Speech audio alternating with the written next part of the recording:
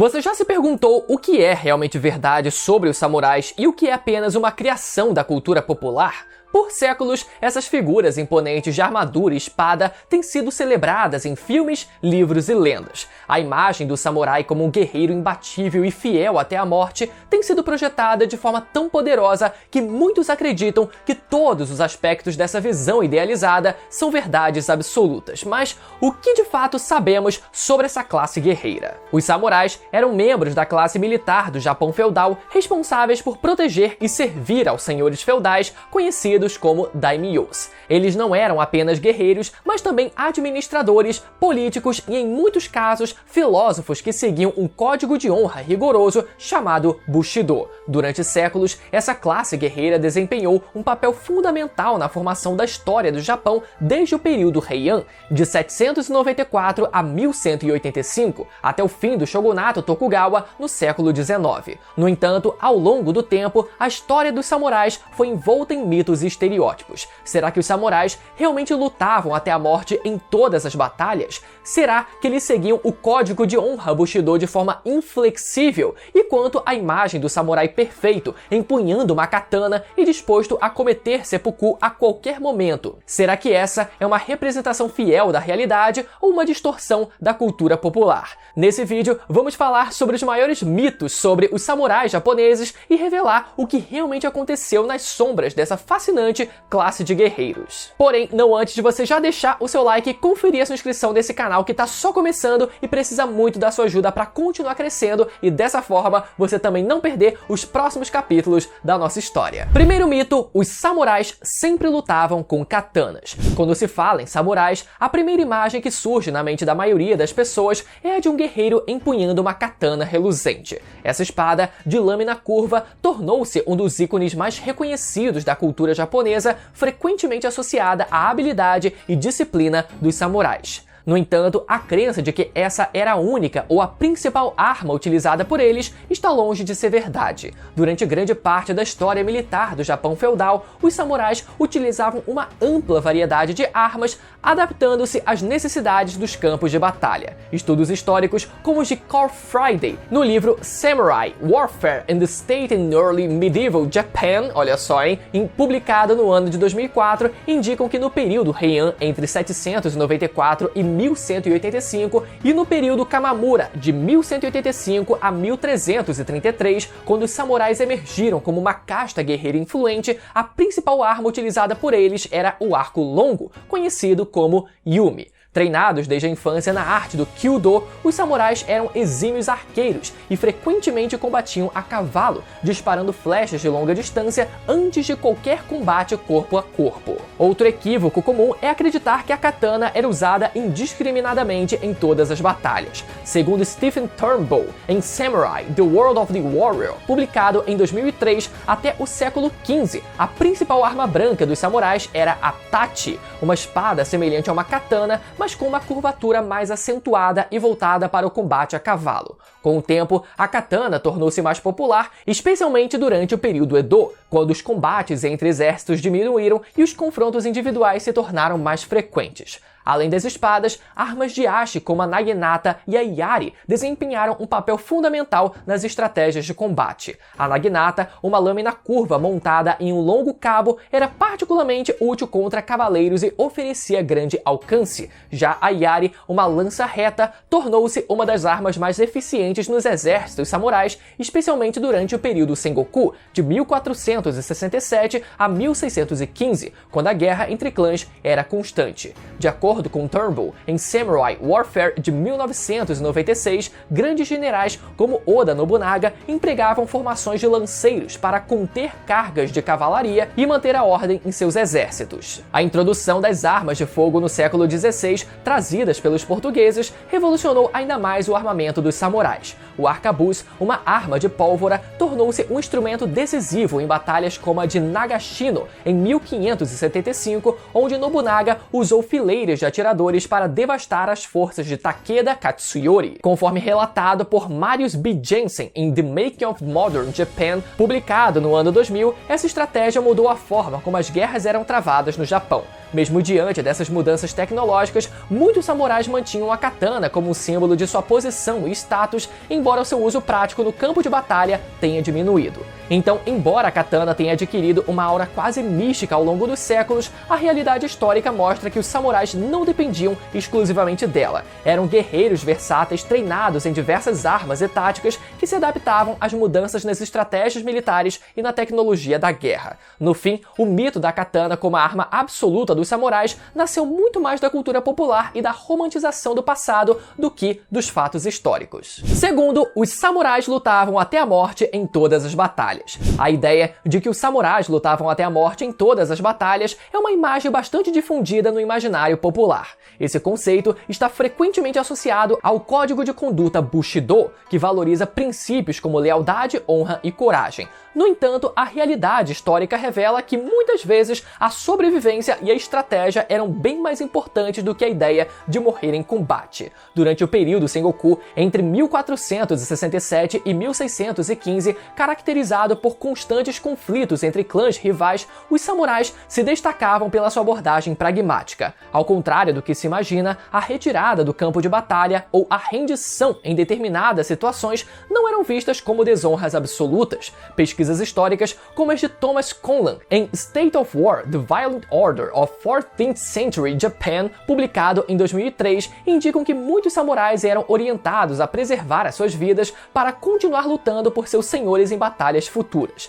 Afinal, as guerras exigiam líderes experientes e guerreiros habilidosos, e perder combatentes valiosos sem uma necessidade estratégica enfraquecia os exércitos. O próprio conceito de Bushido, como conhecemos atualmente, é em grande parte uma idealização do período Edo, um tempo de relativa paz. Durante esse período, obras como Hagakure, The Book of the Samurai, de Yamamoto Tsunetomo, de 1979, exaltaram a imagem do samurai disposto a morrer a qualquer momento pelo seu senhor, contribuindo para uma visão romantizada que muitas vezes distorceu a realidade histórica. No entanto, em períodos anteriores, a preservação da vida era vista como essencial para garantir a continuidade dos clãs e a estabilidade política. Inclusive, a prática do seppuku, um ritual de suicídio realizado para restaurar a honra, reforça essa imagem de lealdade até a morte, mas sua aplicação era mais restrita do que se imagina. Esse ato geralmente ocorria quando o samurai cometia uma falha grave ou quando o seu senhor exigia esse sacrifício para proteger a reputação do clã. No entanto, havia situações em que o seppuku era evitado por meio de negociações políticas ou clemência, como observado por Stephen Turnbull em The Samurai: A Military Story, de 1996. Isso a gente vai falar mais daqui a pouco. Além disso, há registros de samurais que mudaram de lealdade durante os conflitos, especialmente no período Sengoku. Esse comportamento, conhecido como Gekkokujo, o mais fraco superando o mais forte, era comum quando um senhor perdia sua posição ou era derrotado em batalha.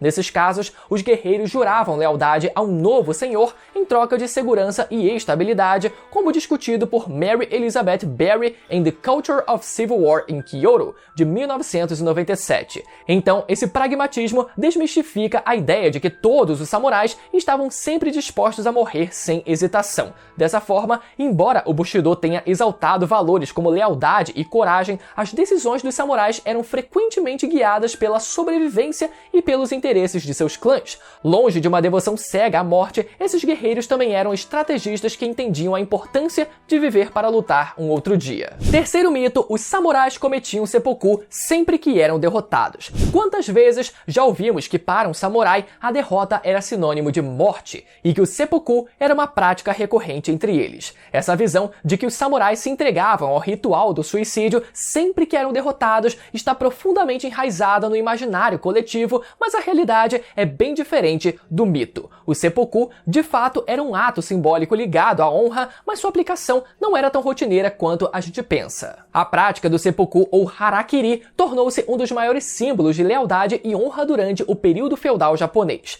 No entanto, seu uso era reservado a situações extremamente específicas. Ao contrário do que se imagina, os samurais não cometiam seppuku após cada derrota ou falha em combate. Esse ato estava geralmente ligado a uma falha pessoal grave, como desrespeito ao seu senhor, um erro estratégico catastrófico ou um comportamento que manchasse a honra do clã. Para muitos samurais, a morte era uma forma de restaurar a honra perdida, não de aceitar uma derrota incondicional. Como aponta Stephen Turnbull em The Samurai: A Military Story, o seppuku era na verdade uma forma de sacrificar-se por um erro, para proteger a imagem do senhor ou do clã, mas não era um ato comum após uma derrota militar. Em vez disso, a preservação da vida era muitas vezes priorizada, especialmente em batalhas em que a derrota significava a perda de líderes importantes e a fragmentação do poder militar. Os samurais, na maioria das vezes, seguiam uma lógica pragmática que priorizava a sua sobrevivência para servir em futuras batalhas, como observou Thomas Conley em State of War em 2003. Além disso, o ato de cometer seppuku muitas vezes era mais uma escolha imposta pelo senhor do que uma decisão pessoal do samurai derrotado,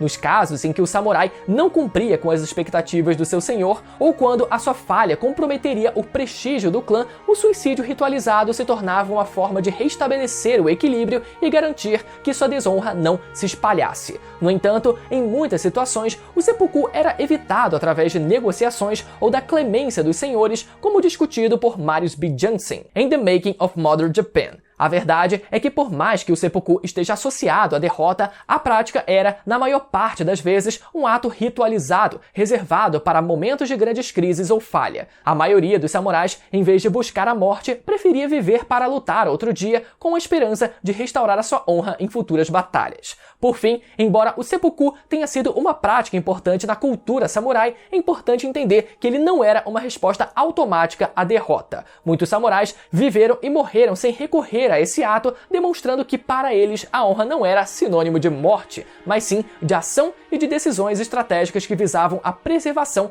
e o fortalecimento do clã e da própria vida. A imagem do samurai fatalista que se entrega à morte após cada derrota é, portanto, mais um mito do que uma realidade histórica. Quarto mito: os samurais eram todos homens. A ideia de que todos os samurais eram homens é outro mito persistente que distorce a verdadeira natureza dessa classe guerreira. Embora a maioria dos samurais fosse de fato composta por homens, a história do Japão feudal inclui mulheres samurais que desafiaram as normas sociais e se destacaram em campos de batalha. Essas mulheres, muitas vezes chamadas de Onnabu Geisha ou guerreiras samurais, desempenharam papéis vitais na defesa de seus clãs e na luta pela honra em uma sociedade predominantemente masculina. O papel das mulheres samurais foi particularmente evidente durante períodos de guerra, como o período Sengoku, quando os clãs estavam em constante conflito. As Onnabu Geisha eram treinadas nas artes marciais e, em muitos casos, na utilização de armas como a naginata, uma espécie de lança com lâmina curva. De acordo com Stephen Turnbull em Samurai: The World of the Warrior, essas mulheres não eram apenas esposas ou filhas de samurais,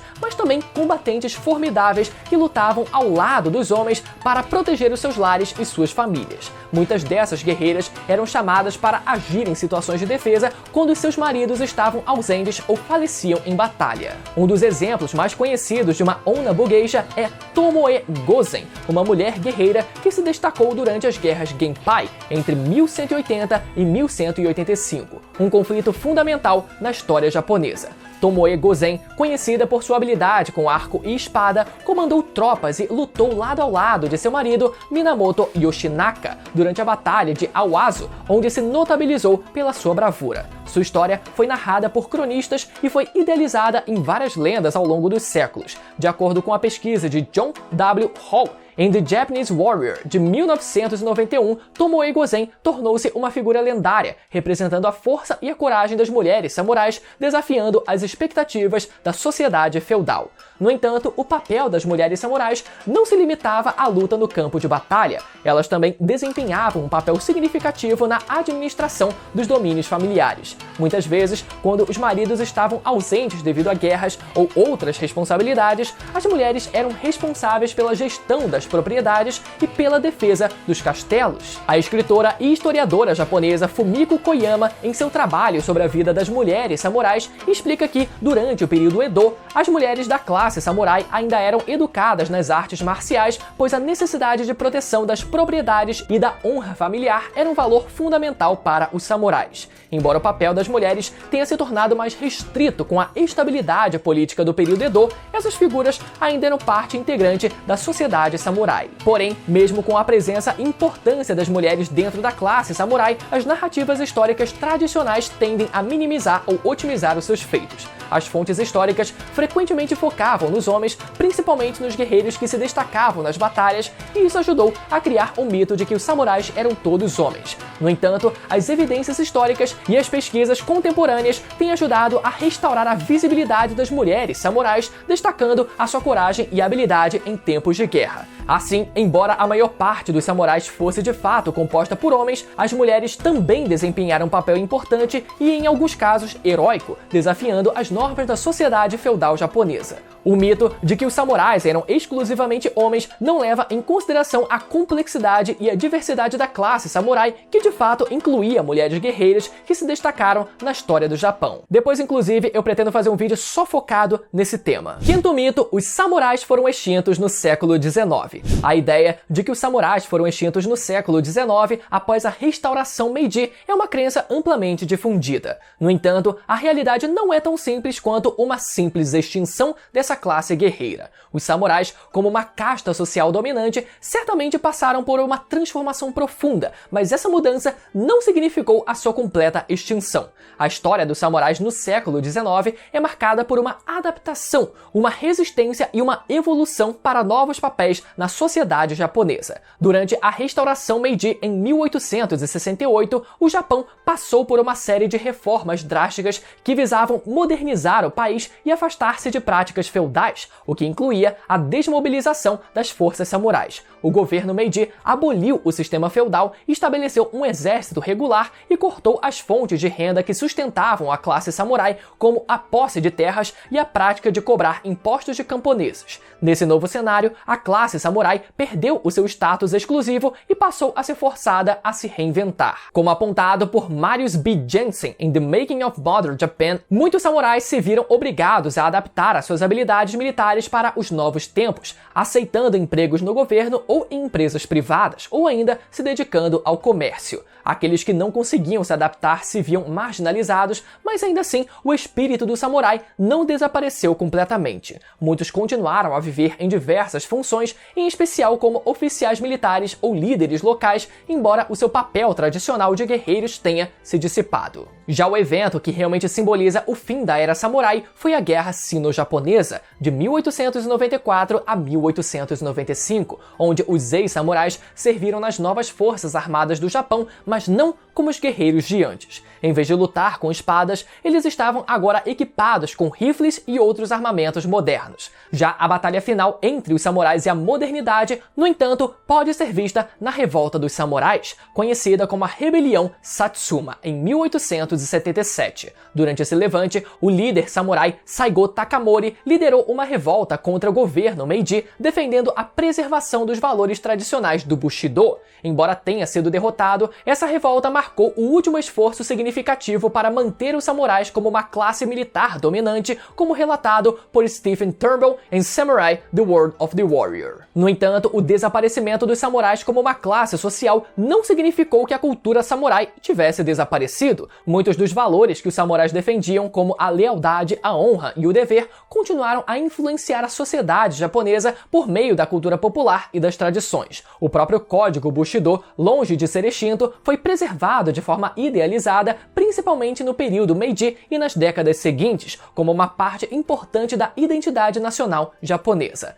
Tais valores eram frequentemente exaltados em livros, filmes e até na educação como uma forma de preservar a imagem do samurai como um símbolo de virtude e disciplina. Portanto, longe de serem completamente extintos, os samurais passaram por um processo de transformação e adaptação, sendo absorvidos por novas funções sociais. A restauração Meiji pode ter levado ao desaparecimento da classe samurai tradicional, mas os ideais e a imagem do samurai continuaram a ser uma influência poderosa no Japão moderno, provando que a extinção total dos samurais nunca ocorreu de fato. O mito de que os samurais desapareceram por completo no século XIX é, portanto, uma simplificação de um processo muito mais complexo de adaptação à modernidade. E assim chegamos ao fim da nossa lista dos maiores mitos sobre os samurais japoneses. Claro que existe muito mais a ser falado, mas eu decidi trazer os mais comentados. E agora, um último recado para você que gosta da cultura japonesa e deseja aprender a falar o idioma japonês, a minha dica é você se matricular no curso Nihongo Premium, um curso que vai te ensinar do básico ao avançado de forma rápida,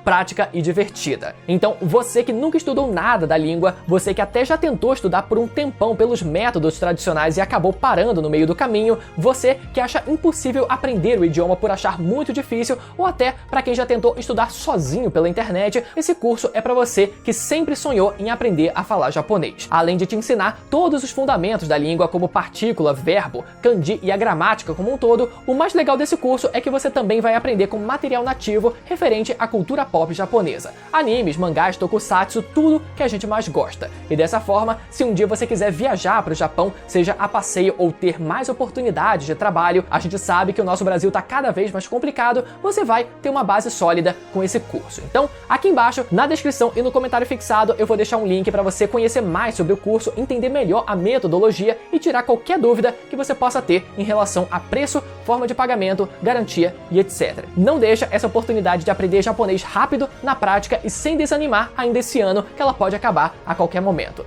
Beleza, galera? Agora sim, vejo vocês no próximo capítulo da nossa história.